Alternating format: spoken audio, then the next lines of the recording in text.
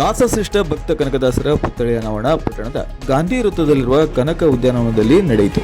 ಸುಮಾರು 12 ಅಡಿ ಎತ್ತರದ ಭವ್ಯ ಕನಕ ಮೂರ್ತಿಯ ಅನಾವರಣವನ್ನು ಕಾಗಿನೆಲೆ ಕನಕ ಗುರುಪೀಠದ ಜಗದ್ಗುರುಗಳಾದ ಡಾಕ್ಟರ್ ನಿರಂಜನಾನಂದಪುರಿಯವರು ಪುಷ್ಪ ನಮನದೊಂದಿಗೆ ಮೂರ್ತಿ ಅನಾವರಣಗೊಂಡಿತು.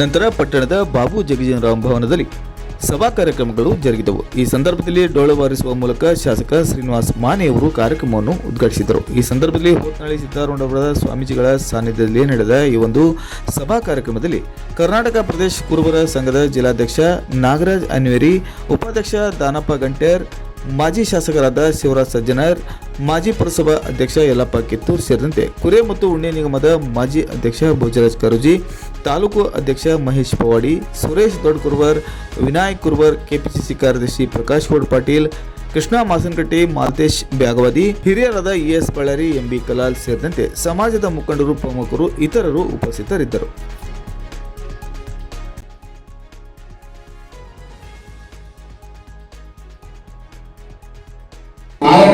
ಕನಕದಾಸರ ತತ್ವಗಳು ಬೀದಿಯಲ್ಲಿ ನಿಲ್ಲಿಸೋದ್ರಿಂದ ಅರ್ಥ ಇಲ್ಲ. ಕನಕದಾಸರ ಮೂರ್ತಿಯನ್ನ ಬೀದಿಯಲ್ಲಿ ನಿಲ್ಲಿಸೋದ್ರಿಂದ ಅರ್ಥ ಇಲ್ಲ.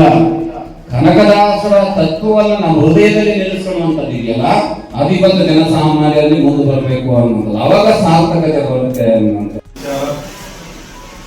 ಬಹಳ ವರ್ಷಗಳ ಕನಸು ಒಂದು ಕನಕದಾಸರ ಭವ್ಯವಾದಂತಹ ಮೂರ್ತಿ ಆಂಧ್ರಲಿನ ಮಧ್ಯಭಾಗದಲ್ಲಿ ಇರ್ತಕ್ಕಂಥ ಉದ್ಯಾನವನ ಮತ್ತು ಸರ್ಕಲ್ ಅಂತ ನಾವು ಹೇಳ್ತೀವಿ, ಅಲ್ಲಿ ಸ್ಥಾಪನೆ ಆಗಬೇಕು. ಮತ್ತು ನಿಜವಾದ ಕನಕದಾಸರ ಆದರ್ಶ ಗುಣಗಳು